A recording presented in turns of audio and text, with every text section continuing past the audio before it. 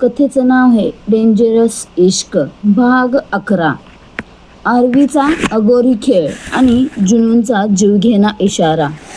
Challenge देणं आणि घेणं दोन्ही रामहुराला खूप जास्त आवडतं. आरवीचे हे शब्द ऐकून जुनून त्याच्याकडे पाहतच राहिली. आरवी हलकेच हसला आणि म्हणाला, तुला तर मी जेवण भरवलं, आता तू मला भरव. हे ऐकताच जुनूनने लाजेने आपल्या पापण्या झुकवल्या आणि थरथरत्या हाताने आरवीला घास भरवू लागली. जसा तिने पहिला घास आरवीच्या ओठांजवळ नेला तसा त्याने तिचं नाजूक मनगट घट्ट धरलं आणि तो तिच्या डोळ्यात एकटक बघत जेवू लागला. जुनूनला खूप विचित्र वाटत होतं. आधी हरिकाका आणि संतोषी काकू तिथे उभे होते, पण आता तर ते सोबत बसले होते. अशात आरवीची ही जवळीक तिला अस्वस्थ करत होती. 4 घास खाल्ल्यानंतर आरवीने तोच घास जुनूनच्या ओठांकडे नेला. तिने तो गुपचूप खाल्ला, पण जेवणाचा एक कण तिच्या ओठापाशी चिकटला. जेवण संपल्यावर आरवीने आपली बोटं तिच्या ओठांजवळ नेली. तो कण उचलला आणि आपल्या ओठांवर ठेवला. हे पाहून जुनूनच्या अंगावर काटा आला. आरवीच्या त्या तीव्र नजरा टाळण्यासाठी ती तडक त्याच्या मांडीवरून उठली आणि धावत पायऱ्या चढून वर निघून गेली. आरवी तिला जाताना पाहतच होता. हरिकाका आणि संतोषी काकूही तिथून जायला निघाले. तेव्हा आरवीने त्यांना थांबवलं. 1 मिनिट. त्याचे शब्द ऐकताच त्यांचे पाय थबकले.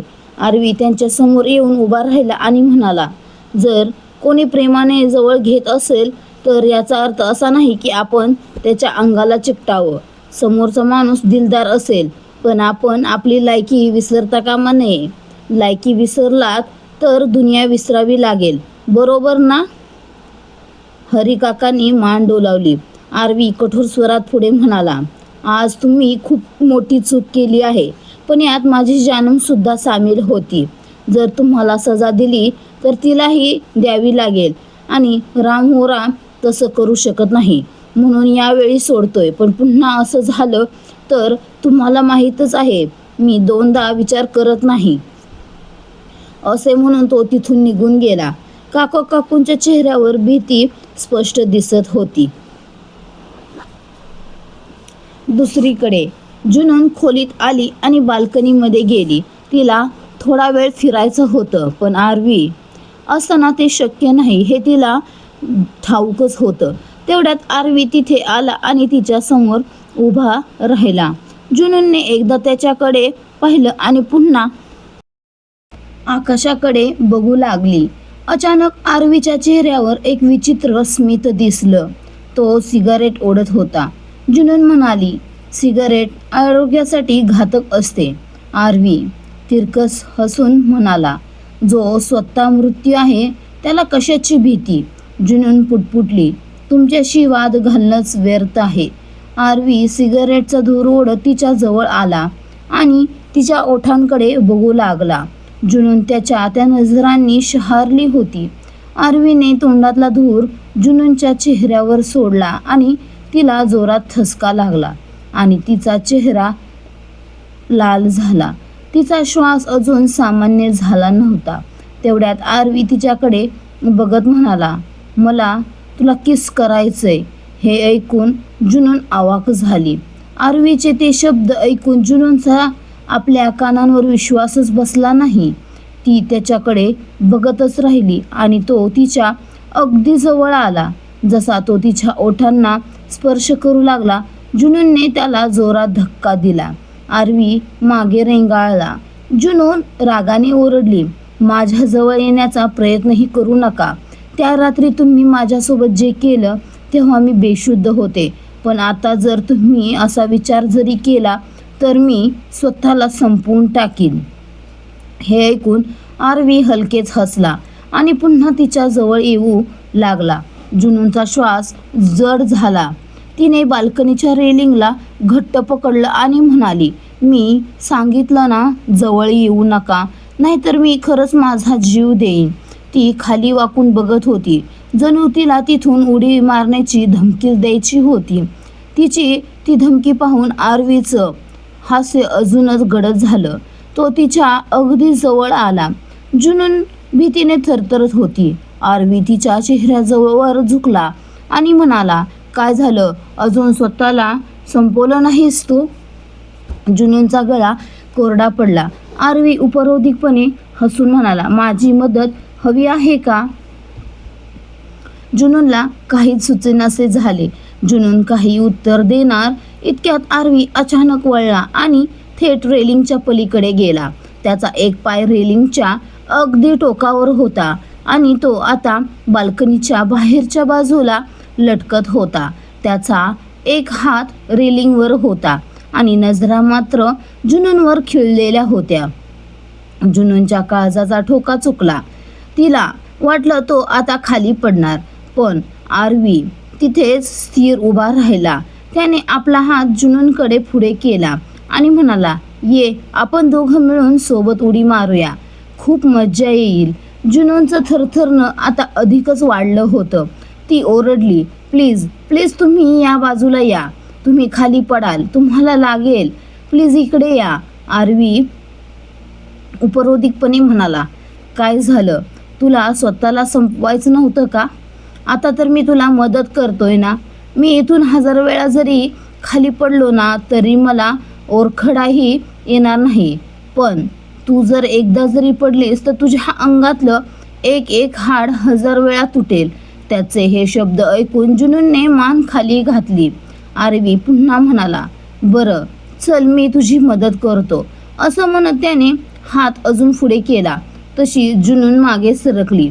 आरवीने एक क्षणही न घालवता पुन्हा उडी मारून रेलिंगच्या आतच्या बाजूला आला आणि तिच्या समोर उभा राहिला. जुनून आश्चर्याने त्याच्याकडे बघत राहिली. आरवी तिच्या चेहऱ्यावर झुकला आणि म्हणाला, आता अजून काही धमकी द्यायची आहे का जानम? जुनूनच्या डोळ्यात आता पाणी आलं. ती रडतच म्हणाली, प्लीज माझ्याशी जबरदस्ती करू नका. मला जबरदस्तीचा खूप तिरस्कार आहे. तुम्हाला माहीत आहे माझ्यासोबत काय झालं होतं, तरीही तुम्ही हे सगळं का करताय? तुमच्या काही हालचालींवरून असं वाटतं की तुम्ही मला खूप चांगले माणूस आहात, पण कधी कधी तुम्ही खूपच नीच वागता. प्लीज माझ्याशी असं वागू नका. आरवी काही वेळ विचार करत म्हणाला, ठीक आहे, तुला जबरदस्ती आवडत नाही ना, तर मी करणार नाही, पण तुला माझी एक अट मानावी लागेल. जुनून प्रश्नार्थक नजरेने त्याच्याकडे बघू लागली. आरवीने खोलीतल्या बेडकडे पाहिलं आणि म्हणाला, जा, त्या बेडवर जाऊन झोप. जुनूनचं आश्चर्य अजूनच वाढलं. आरवी खोल आवाजात पुढे म्हणाला, 5 मिनिटं. जर 5 मिनिटांच्या आत तू झोपलीस तर मी तुला स्पर्शही करणार नाही, पण जर तू 5 मिनिटात झोपली नाहीस तर मात्र माझं मन जे म्हणेल तेच मी तुझ्यासोबत करेन. जुनूनला आपला श्वास आता घशात अडकल्यासारखा वाटला. तिला अशीही एरवीही नीट झोप येत नव्हती आणि त्यात आरवी आसपास असताना झोप येणं तर अशक्यच होतं. त्याची ही धमकी ऐकून तर तिची पूर्ण महिन्याची झोप उडाली असती. अशा स्थितीत ती 5 मिनिटात कशी झोपणार? पण ती तातडीने बेडकडे धावली आणि पांघरून घेऊन झोपण्याचा प्रयत्न करू लागली. आरवी तिथेच उभा राहून सिगारेट ओढत होता, पण त्याची नजर मात्र जुनूनवरच खिळलेली होती. जुनून झोपण्याचा खूप प्रयत्न करत होती, पण आरवीच्या त्या तीव्र नजरा तिला स्वतःवर जाणवत असल्याने तिला झोप येणं कठीण झालं होतं. तिच्या डोळ्यातून अश्रू वाहू लागले, पण तरीही तिने डोळे उघडले नाहीत. तेवढ्यात तिला अचानक आपल्या कपाळावर आरवीच्या स्पर्शाची जाणीव झाली. तिने भीतीपोटी आपले डोळे अजूनच घट्ट मिटून घेतले. तिला असं वाटत होतं की जणू पुढच्या क्षणी आरवी तिचे ओठ आपल्या ओठांत घेईल. असं वाटत असतानाच जुनूनने भीतीने ब्लँकेट घट्ट मुठीत धरलं, पण आरवीने फक्त तिचं कपाळ चुंबलं आणि तिच्या कमरेवर हात ठेवून तो तिच्या शेजारी शांतपणे झोपला. जुनूनचं शरीर भीतीने थरथरत होतं. 5 मिनिटं तिने डोळे गच्च मिटवून घेतले होते, पण आरवीकडून काहीच हालचाल न झाल्याने तिने हळूच डोळे उघडले. समोरच आरवी होता. त्याचे डोळे मिटलेले होते आणि चेहऱ्यावर हलकासा घाम दिसत होता. तो झोपलाय की जागा आहे हे कळेना, पण त्याचा तेवढ्यात गंभीर आवाज घुमला. जर आत्ता पुन्हा डोळे उघडलेस तर यावेळी कपाळावर नाही, थेट तुझ्या ओठांवर साखरेसारखा मुक्का घेईन आणि जोपर्यंत माझं मन भरत नाही तोपर्यंत तुला सोडणार नाही. त्याचे ते शब्द ऐकून जुनूनने स्वतःचे ओठ दाताखाली दाबले. आरवीने एक क्षण डोळे उघडले आणि तिचे ओठ पाहून स्वतःचे ओठ चाटले. जुनूनने लगेच डोळे मिटवून घेतले. आरवीच्या चेहऱ्यावर एक क्रूर पण प्रेमळ हास्य आलं आणि त्याने तिला अजून जवळ ओढून घेत डोळे मिटले. सकाळी जेव्हा जुनूनला जाग आली तेव्हा आरवी तिथे नव्हता. तिने उठून स्वतःला तपासलं. सर्व काही ठीक होतं आणि शरीरात कुठेही वेदना नव्हत्या. तिने सुटकेचा निश्वास सोडला, पण आरवी कुठेच दिसत नव्हता. ती विचार करू लागली, देवा, मी कुठे अडकले? हे मिस्टर गँगस्टर किती विचित्र वागतात. मला इथून लवकरात लवकर पळावं लागेल, पण कसं? तिच्या चेहऱ्यावर काळजी दिसत होती.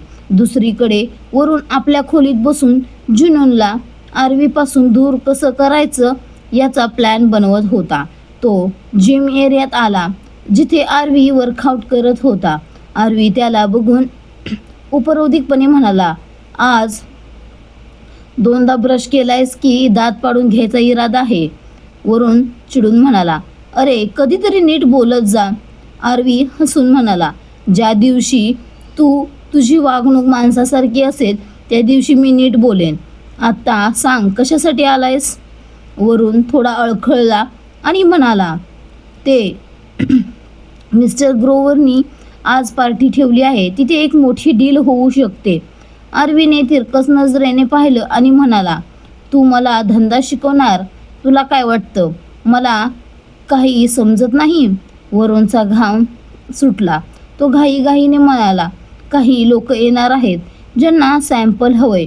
तू म्हणाला तर मी जाऊन सॅम्पल देऊन येईन, कोणाला संशयही येणार नाही. आरवीने त्याचा खांदा जोरात दाबला आणि म्हणाला, चल आधी 1000 पुशअप्स मार.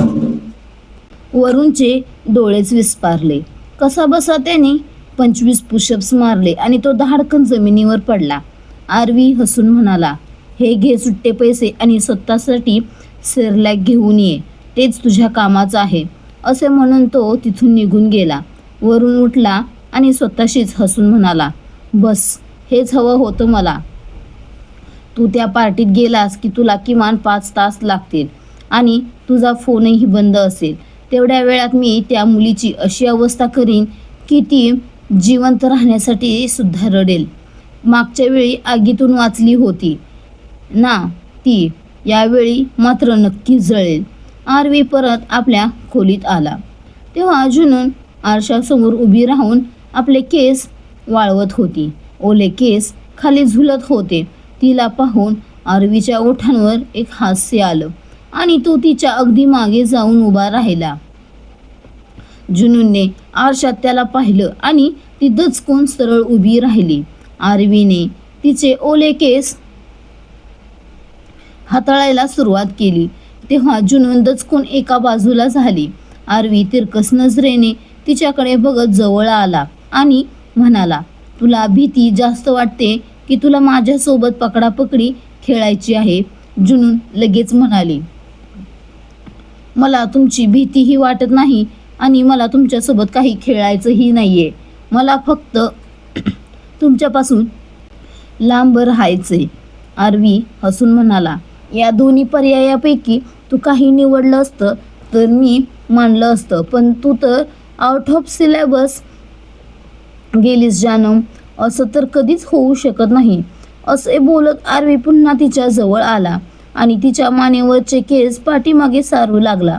त्याच्या बोटांचा स्पर्श जुनूनला आपल्या मानेवर जाणवत होता, जिथे आगीमुळे जळलेली त्वचा थोडी वर आली होती.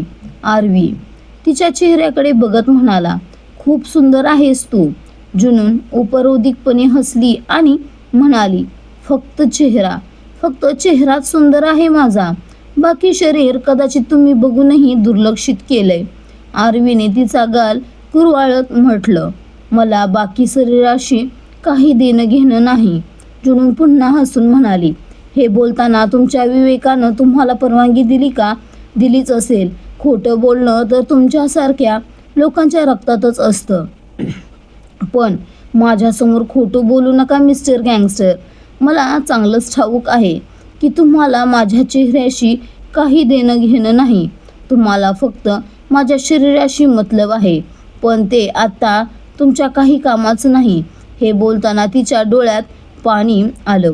आरवी, जो इतका वेळ प्रेमाने तिचा गाल गुंजारत होता, त्याने अचानक तिचे जबडे आपल्या बोटांनी घट्ट आवळले आणि तो रागाने तिच्याकडे बघू लागला. जुनूनचे ओठ थरथरू लागले.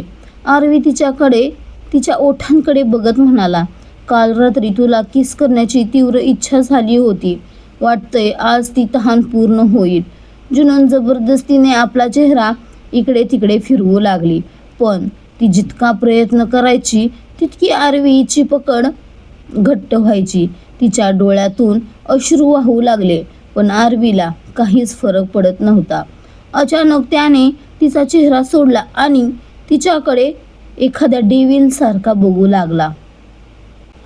आरवी जुनूनच्या थरथरत्या होठांकडे बघत होता आणि तिला किस करण्यासाठी झुकला. पण जेव्हा जुनूनच्या डोळ्यातून घळाघळा अश्रू वाहू लागले तेव्हा त्याने अचानक तिला सोडून दिलं. जुनून अजूनही रडतच त्याच्याकडे बघत होती. आरवी तिच्या अगदी जवळ आला आणि म्हणाला, तुला माहीत आहे, जर दुसरी कोणी मुलगी असती ना तर कदाचित मी आज माझी मर्यादा ओलांडली असती.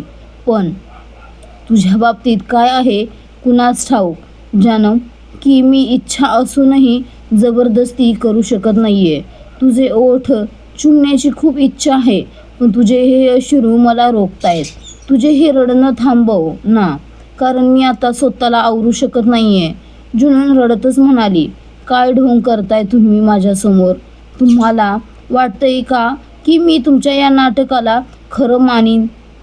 आणि तुम्ही किती देव माणूस आहात जो माझे अश्रू बघून विरघळला असा विचार करीत? आज नाही तर उद्या तुम्ही तुमची वासना पूर्ण करालच. आरवी तिरकस हसून म्हणाला, आरोप तर खूप चांगले लावतेस तू.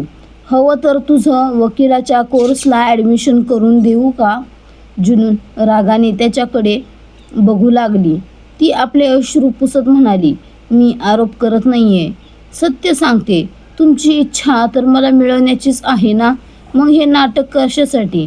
तसंही त्या दिवशी जबरदस्ती करण्यापूर्वी तुम्ही कुठे माझी परवानगी मागितली होती?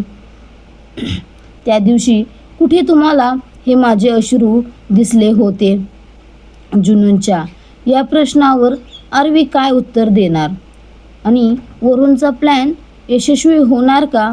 तुम्हाला काय वाटतंय ते कमेंटमध्ये सांगा. आणि लवकरच पुढचा भाग येईल. मी डेली भाग टाकण्याचा प्रयत्न करते, पण थोडासा लहान मुलांमुळे प्रॉब्लेम होतोय. माझं लहान बाळ आजारी होतं 2 दिवस, तरी पण मी ॲडजस्ट करून आता बाळ झोपलं तर आवाज देऊन कथा अपलोड करते. आणि थोडे दिवस अधिव्याचे भाग येणार नाहीत. या दोन्ही कथांचे भाग कंटिन्यू करणार आहे. डेंजरस इश्क आणि आपल्या दुसऱ्या चॅनलवरची करार इश्क. तर कथा कशा वाटते ते कमेंटमध्ये सांगत चला. जास्तीत जास्त लाईक शेअर कमेंट करा. तुमच्या कमेंट मी डेली वाचते आणि प्रतिसाद पण देण्याचा प्रयत्न करते. तर जास्तीत जास्त कमेंट करत राहा. चला बाय, भेटू एका नवीन भागासह लवकरच.